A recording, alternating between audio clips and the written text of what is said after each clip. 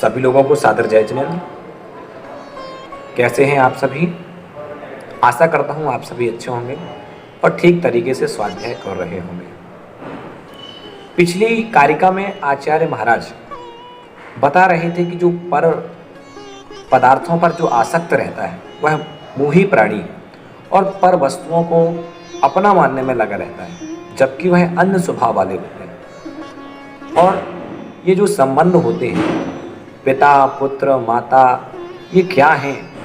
आखिर ये जो हमारे पिता है, कोई पुत्र है, कोई शत्रु है, कोई मित्र है, जो संसार में आकर के ये लोग बन जाते हैं, तो कौन है आखिर ये सब? जब जीव अलग है, स्वतंत्र सत्ता है सबकी, तो आखिर ये कौन है? तब आचार्य महाराज अगली कारिका के माध्यम से बता रहे हैं। तो आइए हम समझते हैं कि आचार्य महाराज क्या कह रहे हैं। दोनों हाथों को जोड़ें और कारिका का उच्चारण करते हैं। दिग्देशेभ्यः खगाएत्य संवसन्ति नगे नगे स्वास्वाकार्यवसाद्यान्ति देशे दिक्षु प्रगे प्रगे देशे दिक्षु प्रगे प्रगे। आइए हम इस कारिका का अर्थ देखते हैं। आचार्य महाराज क्या कह रहे हैं? दिग्देशेभ्यः, दिग यानी दिशाओं, देशेभ्यः यानी देशों से, दिशाओं और देशों से। दिग्देशेभ्यः, दिग यानी दिशाओं, देशेभ्यः यानी देशों से। दिग्देशेभ्यः खगा यानी कि पक्षी आदि। दिग्देशेभ्यः खगा एत्य, एत्य यानी आकर के, देश और दिशाओं से, खगा एत्य पक्षी आदि आकर के, संवसन्ति नगे नगे, संवसन्ति यानी ठहर जाते हैं।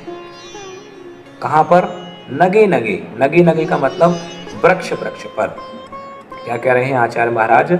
जिस प्रकार से जो पक्षी होते हैं वह दिशाओं और देशों से आकर के संध्याकालीन जब बेला होती है, आपने देखा होगा जब शाम का समय होता है तब पक्षी आदि वृक्षों की ओर बैठ जाते हैं, वृक्षों की ओर गमन करते हैं और वृक्ष पर अपना बसेरा, रैन बसेरा बना लेते हैं। तो क्या कह रहे हैं कि जिस प्रकार दिग्देशेभ्यः खगाएत्य संवसन्ति नगे नगे, दिग यानी कि दिशाओं और देशेभ्यः यानी देशों से, खगाएत्य खगा यानी कि पक्षी आदि, एत्य यानी आकर के क्या करते हैं? संवसन्ति नगे नगे। संवसन्ति का मतलब क्या है? कि स्थित हो जाते हैं, ठहर जाते हैं।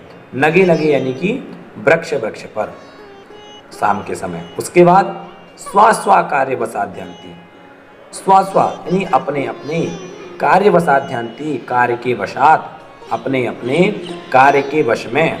फिर स्वा कार्यवसाद्यन्ति देशे दिक्षु प्रगे प्रगे, देशे और दिक्षु, देशों और दिशाओं में क्या है? देशे दिक्षु प्रगे प्रगे, देश और दिशाओं में चले जाते हैं। प्रगे प्रगे, प्रगे प्रगे यानी कि प्रातःकाल, जब प्रातः का समय होता है तब जो दिशाओं से जो पक्षी आए हुए होते हैं वह अपने अपने कार्य के बसात फिर चल देते हैं।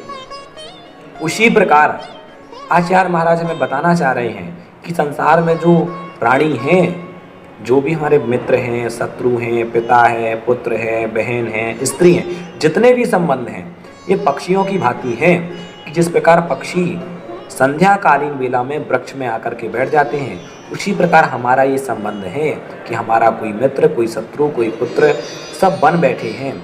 लेकिन सभी जितना जितना जिनका आयु कर्म है जैसे ही पूर्ण होता है, सभी अपनी अपनी परिणामों के हिसाब से गतियों में चले जाते हैं।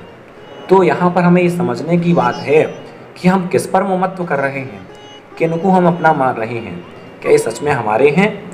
इसका चिंतन करें एक बार स्वतंत्र मन से कि हम जिनको अपना मान बैठे हैं, क्या वास्तविकता में ये सब हमारे हैं? नहीं, ये केवल कैसे हैं? पक्षियों की भांति हैं। ये हमारा जो संबंध है ये शाश्वत संबंध नहीं है। जो हमारा संबंध है वह केवल हमारी आत्मा से है, क्योंकि आत्मा कैसी है? स्वतंत्र है। एको हम, एक हूँ। तो हमें हमेशा ये चिंतन करना चाहिए कि जितने भी संबंध हैं ये क्षणिक संबंध हैं, कोई भी शाश्वत संबंध नहीं है। तो इस प्रकार से आचार्य महाराज ने बताया कि जिस प्रकार वृक्ष वृक्ष पर, फिर से हम इसके भावार्थ को देख लें कि दिग्देशेभ्यः खगाएत्य दिग यानी कि दिशाओं और देशों से, खगा यानी पक्षी आकर के समवसंती बैठ जाते हैं। कहाँ पर? नगे नगे अर्थात वृक्ष वृक्ष पर बैठ जाते हैं। उसी प्रकार सुबह से जैसे ही दिशाओं और देशों से आते हैं वह अपने कार्य के वसात पुनः चले जाते हैं। उसी प्रकार ये जीव है, यहाँ पर आता है, कोई मनुष्य गति में आया तो कोई चाचा, कोई बहन, भाई आदि जो संबंध बने हैं वह क्षणिक संबंध हैं, कुछ समय के संबंध हैं। उसके बाद सभी अपने अपने कर्मों के अनुसार सबको अपना भाग भोगना पड़ता है। तो इस प्रकार से आचार्य महाराज ने इस कारिका का अर्थ बताया। अगली कारिका में हम पुनः नई कारिका के साथ आचार्य महाराज क्या कह रहे हैं उस बात को समझेंगे। तब तक के लिए सभी लोगों को